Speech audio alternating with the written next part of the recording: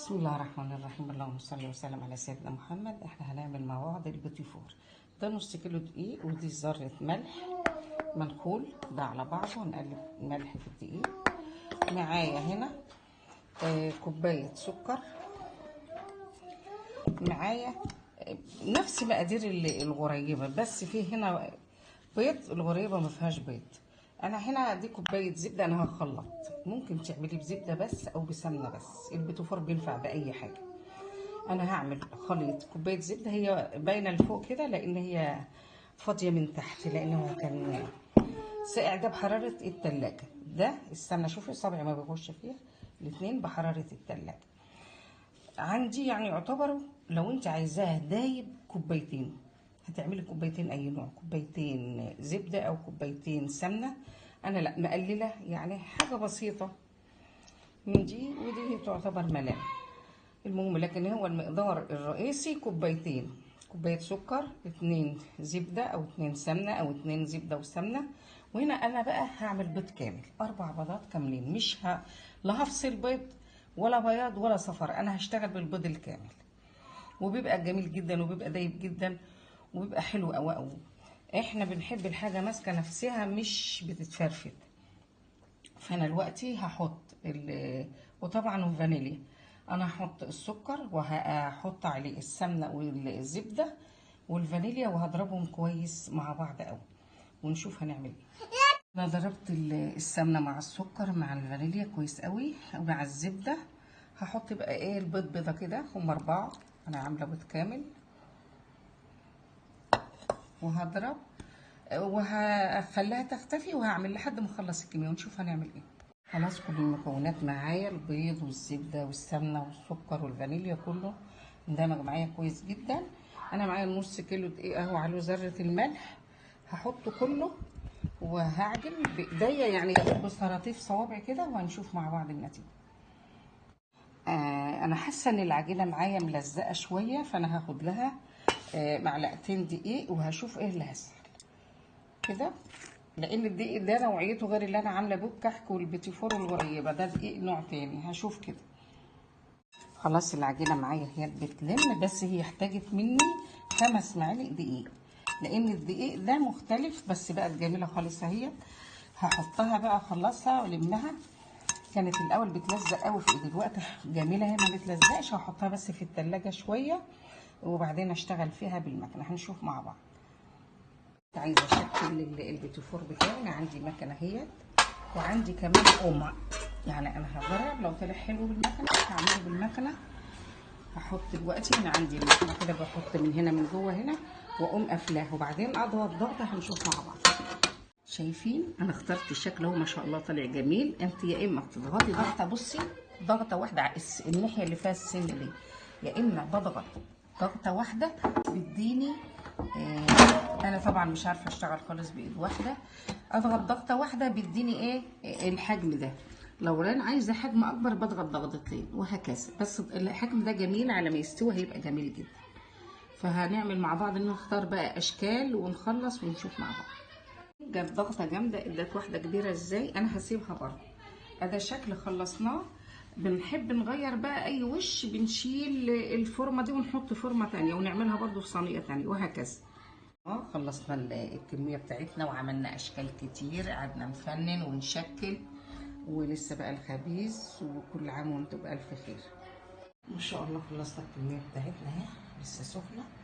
ما اشوف ربنا يسهل وازوقها بقى بشوكولاته باذن الله. بس الوقت خلاص، احنا كده ايه، خلصنا خبيز بقى. نشوف احنا بالليل بكره ان شاء الله بقى نشوف هنزوق ولا ايه. وكل عام وانتم بالف خير. شايفين جمال ما شاء الله على الريحه والطعم، كل حاجه جميله ما شاء الله. والله احنا عايزين نزوق البيتي فور بتاعنا. هنعمل ايه؟ بنقي كل وحدتين مع بعض شكل بعض، يعني مثلا دول الاتنين شكل بعض. طيب دي مفتوحه، انا عايزه بقى ابدل معاها. هجيب واحده مقفوله زي ديت مع واحده مفتوحه، عشان اعبي في نصها ايه شوكولاته او مربى. لكن في الغالب شوف، احنا مختارين كل اتنين مع بعض هنلزقهم، يا اما بمربى او بشوكولاته. لو هيقعد لفترات طويله بشوكولاته طبعا، اللي هناكله على طول بمربى، او نعمل الاتنين بمزاجكم. ومعايا هنا شوكولاته فرماسيلي فيه بالشوكولاته وفيه ملون، ومعايا مكسرات مبشوره، وهذا البيتي فور. هنعمل ايه بقى دلوقتي؟ هنشوفه. اناء في ميه على البوتاجاز، وحطيت فيه اناء اصغر منه زي ما احنا شايفين كده، علشان هسيح الشوكولاته على البخار. انا حطيت هنا في الاناء ده معلقه زيت اهي، ودي شوكولاته دارك خام هحطها.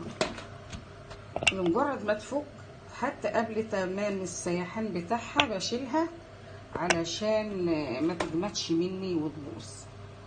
هي دلوقتي مجرد ما هتسيح معاها معلقه الزيت اهيت، هنشوف هنعمل ايه مع بعض.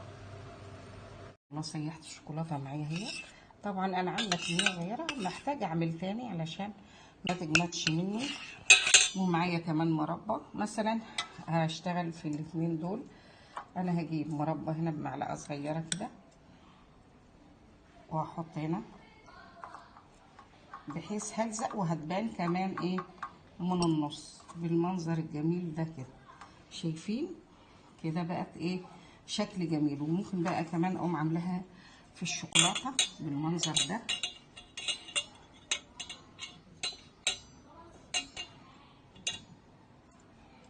بالشوكولاته كده.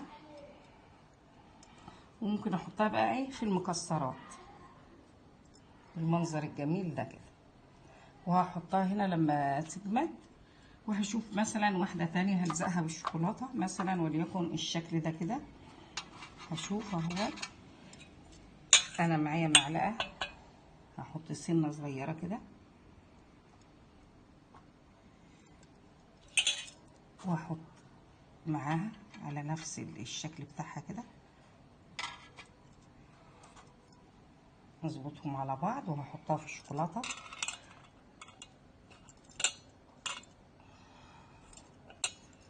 ممكن دي اعملها كلها في الشوكولاته.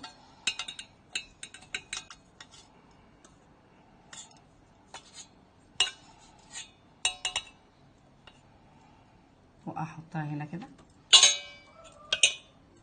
طبعا الزياده هي وارش عليها خفيف من الشوكولاته الفرماسيلي اللي هي الدارك. هنا بقى الزينه حسب مزاجنا، كل واحد بيعمل زي ما هو عاوز. يعني ممكن كل واحد فينا له ذوق في الحاجه دي. واحده ثانيه هلزقها بشكل تاني.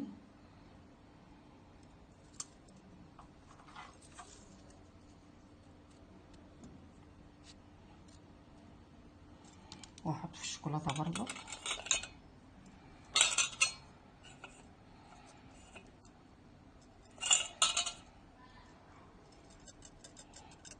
انا عملت بالمكسرات وعملت بالشوكولاته الدارك، هعملها بالشوكولاته الفاتحه هنا الملونه بالمنظر ده كده. وهحطها هنا برضو على ورقه الزبده كده بقى على طول لحد ما اخلص الكميه. يا اما هعمل بمربى يا اما بشوكولاته، المهم هخلص الكميه بتاعتي. عرفنا ان احنا بنلزق بنقطه شوكولاته او بنقطه مربى، ونحطها في الشوكولاته وبعدين في حاجه من الحاجات دي، ونشوف هنكمل الكميه ونشوف مع بعض. وان شاء الله عملنا كميه جميله هي، في بالشوكولاته خالص وفي بالمربى والشوكولاته. عاملين تشكيله جميله. كل عام وانتم بالف خير. جميله وتجربوه، ناعم وطعمه جميل وحلو، بألف هنا وشفا، وكل حاجة فيه جميلة يشرفك. عايزة تعمليه في العيد، عايزة تعمليه في عزومة، في عيد ميلاد، جميل جدا جدا اهو. بألف هنا وشفا. كل عام وانتم بألف خير.